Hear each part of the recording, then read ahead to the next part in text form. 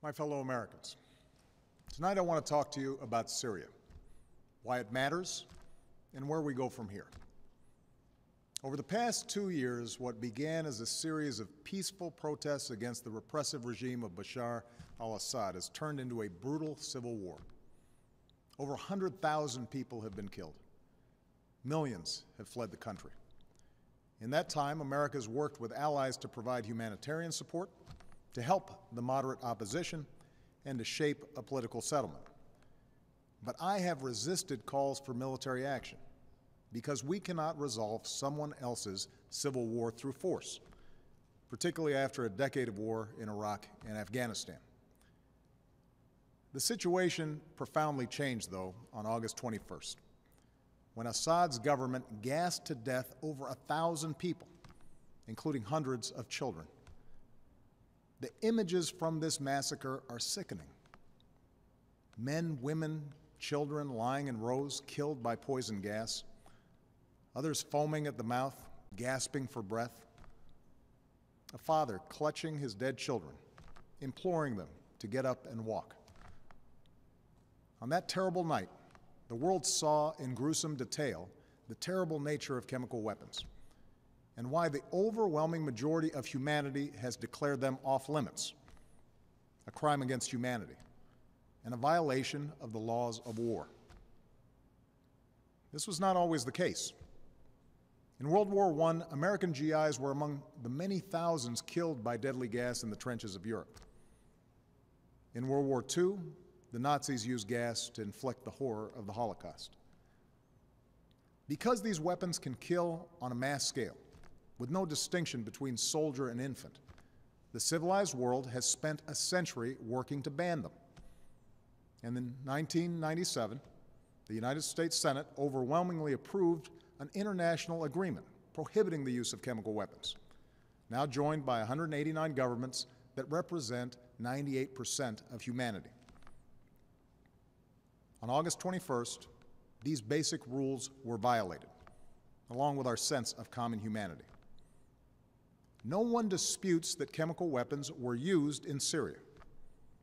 The world saw thousands of videos, cell phone pictures, and social media accounts from the attack. And humanitarian organizations told stories of hospitals packed with people who had symptoms of poison gas. Moreover, we know the Assad regime was responsible. In the days leading up to August 21st, we know that Assad's chemical weapons personnel prepared for an attack near an area where they mix sarin gas. They distributed gas masks to their troops. Then they fired rockets from a regime-controlled area into 11 neighborhoods that the regime has been trying to wipe clear of opposition forces. Shortly after those rockets landed, the gas spread, and hospitals filled with the dying and the wounded. We know senior figures in Assad's military machine reviewed the results of the attack, and the regime increased their shelling of the same neighborhoods in the days that followed. We've also studied samples of blood and hair from people at the site that tested positive for sarin. When dictators commit atrocities, they depend upon the world to look the other way until those horrifying pictures fade from memory. But these things happened. The facts cannot be denied. The question now is what the United States of America and the international community is prepared to do about it. Because what happened to those people, to those children, is not only a violation of international law, it's also a danger to our security. Let me explain why. If we fail to act, the Assad regime will see no reason to stop using chemical weapons. As the ban against these weapons erodes, other tyrants will have no reason to think twice about acquiring poison gas and using them. Over time, our troops would again face the prospect of chemical warfare on the battlefield, and it could be easier for terrorist organizations to obtain these weapons and to use them to attack civilians. If fighting spills beyond Syria's borders, these weapons could threaten allies like Turkey, Jordan, and Israel.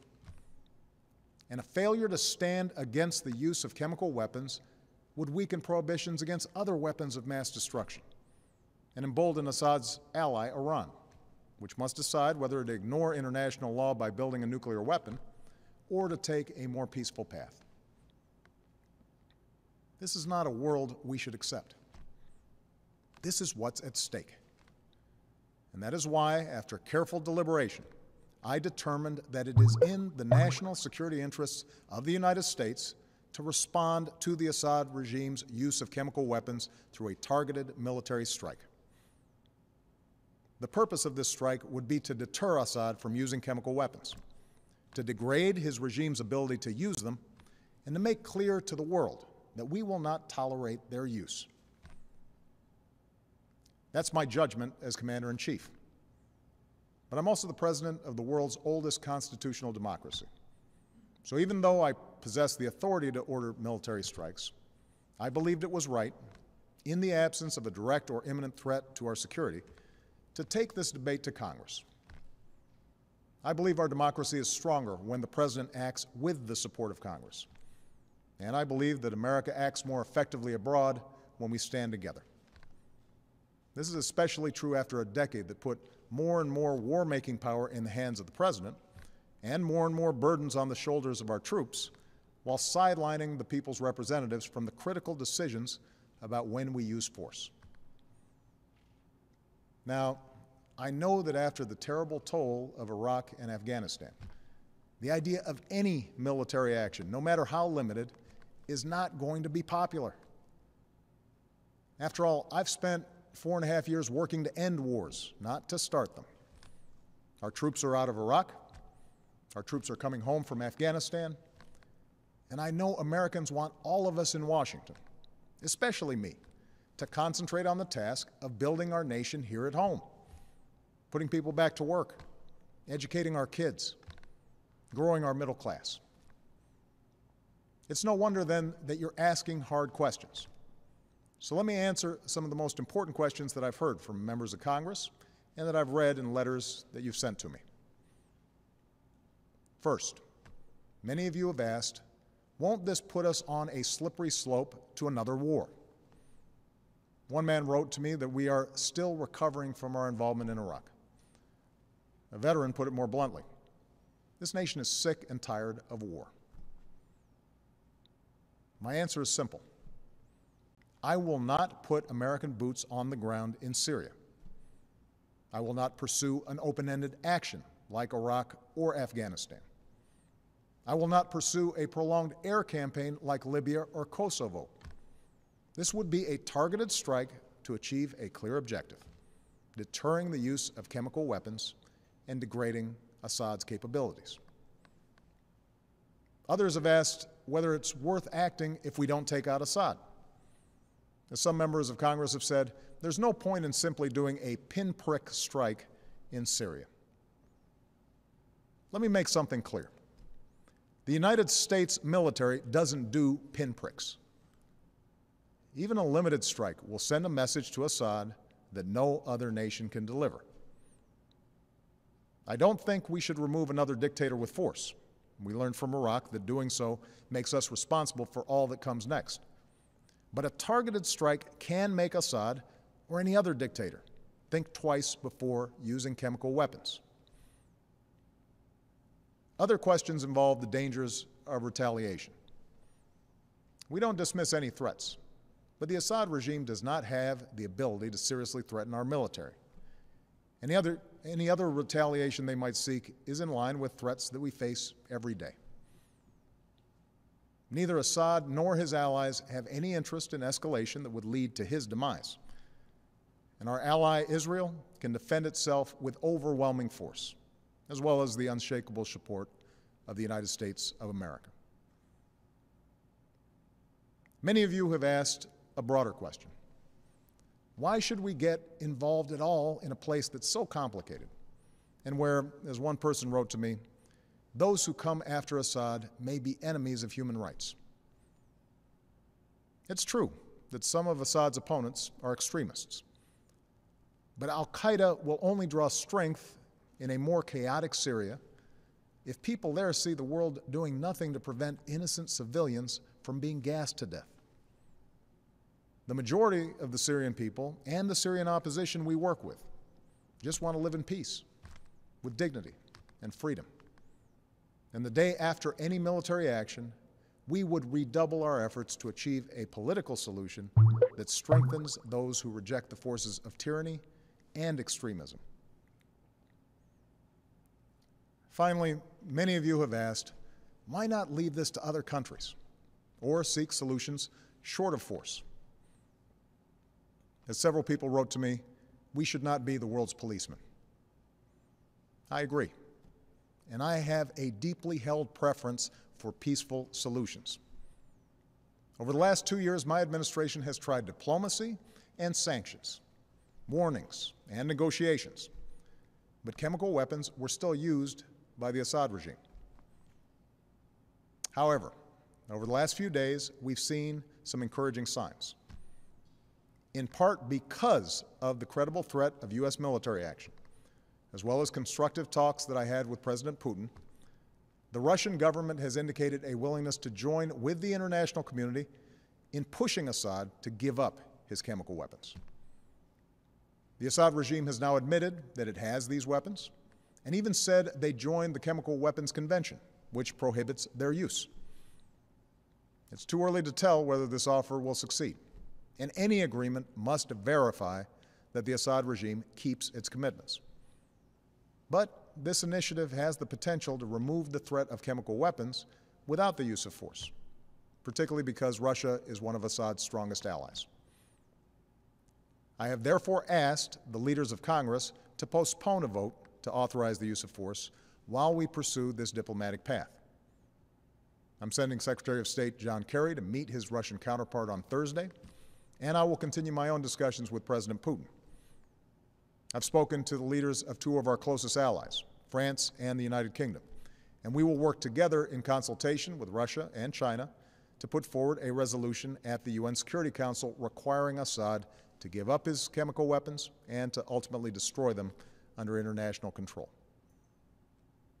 We'll also give UN inspectors the opportunity to report their findings about what happened on August 21st. And we will continue to rally support from allies from Europe to the Americas, from Asia to the Middle East, who agree on the need for action. Meanwhile, I've ordered our military to maintain their current posture, to keep the pressure on Assad, and to be in a position to respond if diplomacy fails.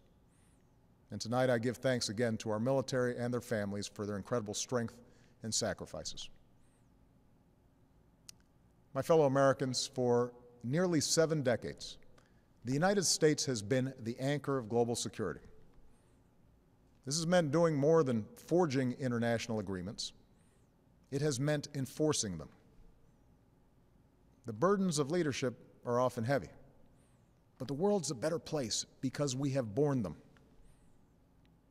And so, to my friends on the right, I ask you to reconcile your commitment to America's military might with a failure to act when a cause is so plainly just. To my friends on the left, I ask you to reconcile your belief in freedom and dignity for all people with those images of children writhing in pain and going still on a cold hospital floor. For sometimes resolutions and statements of condemnation are simply not enough. Indeed, I'd ask every member of Congress and those of you watching at home tonight to view those videos of the attack, and then ask, what kind of world will we live in if the United States of America sees a dictator brazenly violate international law with poison gas, and we choose to look the other way? Franklin Roosevelt once said, "Our national determination to keep free of foreign wars and foreign entanglements cannot prevent us from feeling deep concern when ideals and principles that we have cherished are challenged." Our ideals and principles, as well as our national security, are at stake in Syria, along with our leadership of a world where we seek to ensure that the worst weapons will never be used. America's not the world's policeman. Terrible things happen across the globe, and it is beyond our means to right every wrong. But when, with modest effort and risk, we can stop children from being gassed to death and thereby make our own children safer over the long run, I believe we should act. That's what makes America different. That's what makes us exceptional. With humility, but with resolve, let us never lose sight of that essential truth. Thank you, God bless you, and God bless the United States of America.